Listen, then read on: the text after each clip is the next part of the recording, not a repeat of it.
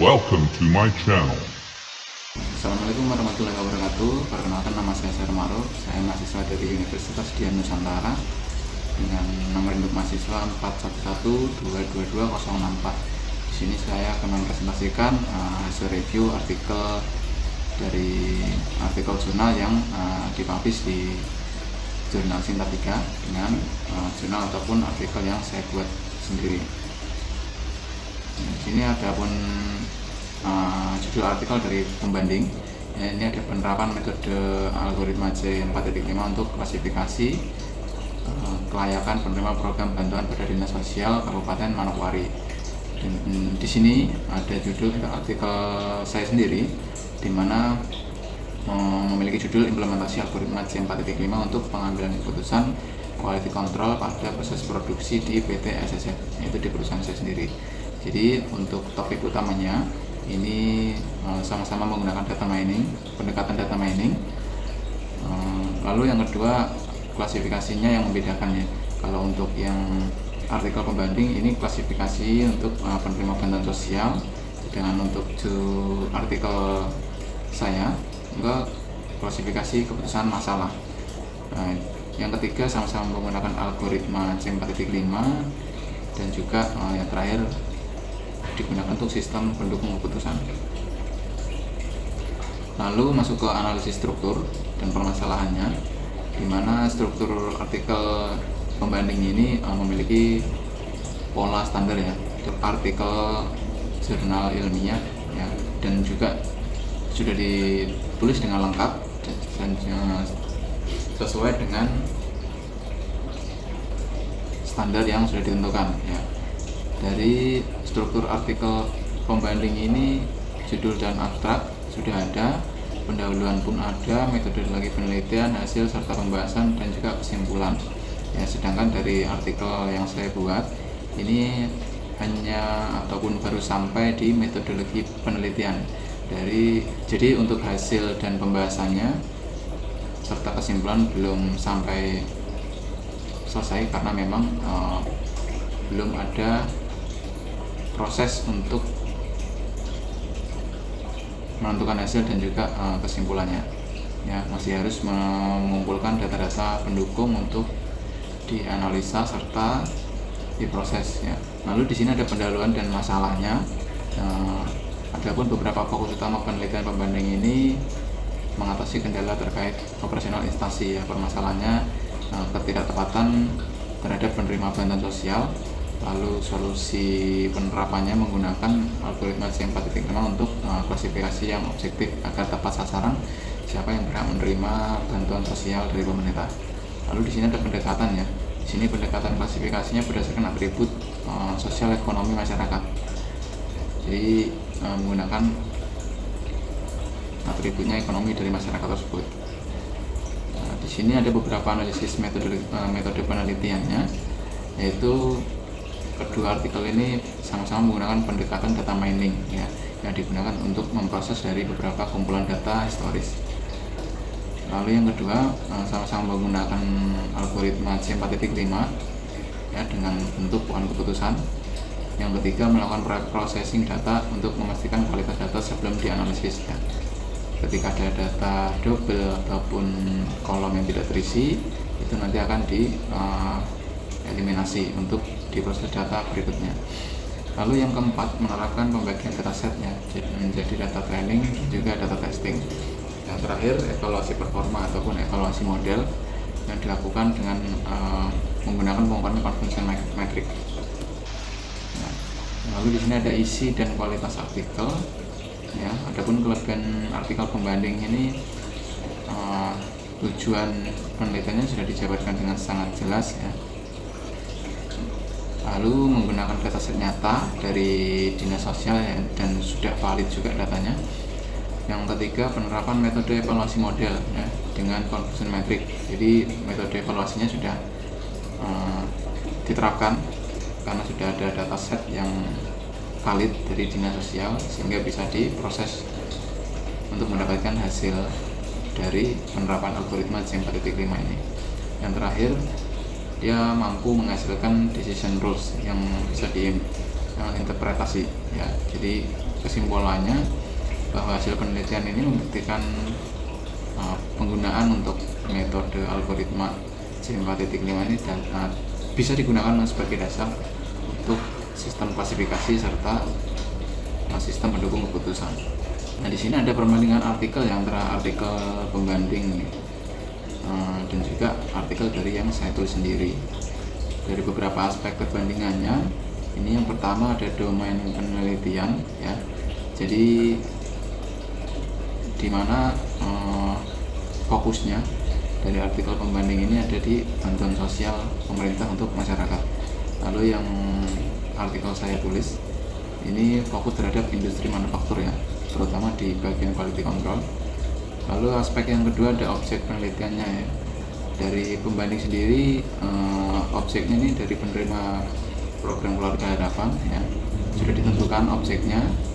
Jadi mana masyarakat yang berhak mendapat bantuan dan masyarakat mana yang tidak berhak mendapat bantuan dari pemerintah.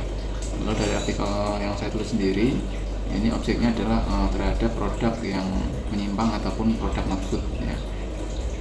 Lalu aspek perbandingan selanjutnya adalah fokus terhadap klasifikasi ya. Dari artikel pembanding ini adalah kelayakan penerima bantuan, sedangkan artikel yang saya tulis ini dapat membantu mengambil keputusan terhadap kualitas dari produk tersebut ya.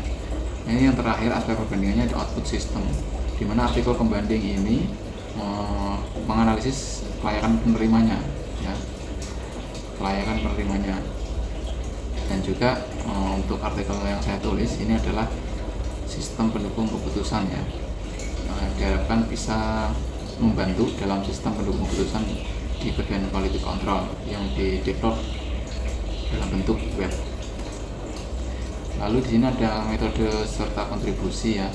Jadi ada beberapa persamaan dari kedua penelitian ini dari berbagai kerangka kerjanya. Ya, ini yang pertama sama-sama menggunakan algoritma C4.5, menggunakan data historis sebagai bahan pembelajaran model. Lalu yang terakhir berfokus pada klasifikasi untuk mendukung ataupun pengambilan keputusan. Dan di sini juga ada perbedaannya dari dua artikel pembanding dan juga artikel saya. Yang pertama menghasilkan sistem pendukung keputusan ya. Jadi untuk yang artikel pembanding ini belum dijelaskan secara spesifik outputnya ataupun sistemnya dalam bentuk apa nih, atau dalam aplikasi atau web seperti itu. Lalu yang kedua, adapun nilai tambah dari artikel yang saya buat ini tujuannya membantu operator QC yang di lapangan ini mengambil keputusan yang secara tepat gitu. Lalu kelebihan untuk artikel saya yang saya tulis, beberapa kelebihannya ini sangat sesuai di bidang industri ya, karena secara judul dan juga penelitiannya ini mengarah ke bidang industri seperti itu. Lalu yang kedua data real ya, bisa menggunakan langsung data dari perusahaan tersebut. Dan terus yang ketiga mengurangi dari keputusan yang subjektif antara atasan A dan atasan B. Ketika menggunakan sistem ini diharapkan bisa memberikan keputusan yang sama gitu, yang tidak subjektif ya. Ketika barang oke, keputusannya mau scrap kah atau perlu diperbaiki kah, seperti itu.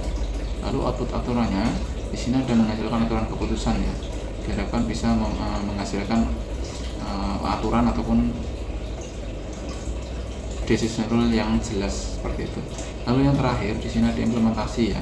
Implementasi ini juga dapat dikembangkan bisa menjadi aplikasi yang siap pakai gitu, bisa di-develop untuk desktop ataupun web. Nah, di sini ada pun kekurangan dari artikel yang saya tulis ya.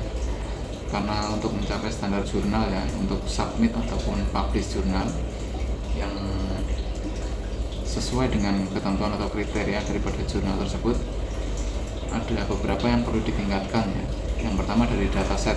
Dari dataset sendiri untuk artikel saya kan belum banyak gitu ya, belum banyak ataupun perlu diperbanyak lagi untuk meningkatkan akurasi terhadap model pengujiannya. Lalu yang kedua, hasil pengujian modelnya juga perlu dilengkapi secara komprehensif ya. Jadi dengan adanya data yang lengkap dan valid ini nantinya bisa untuk digunakan langsung pengujian model seperti itu. Lalu yang ketiga, diperlukan pembahasan performa ya.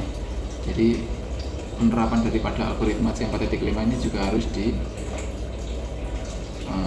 ya, performanya seperti apa, apakah sesuai ya, atau mungkin ada algoritma lain yang lebih baik daripada algoritma C4.5.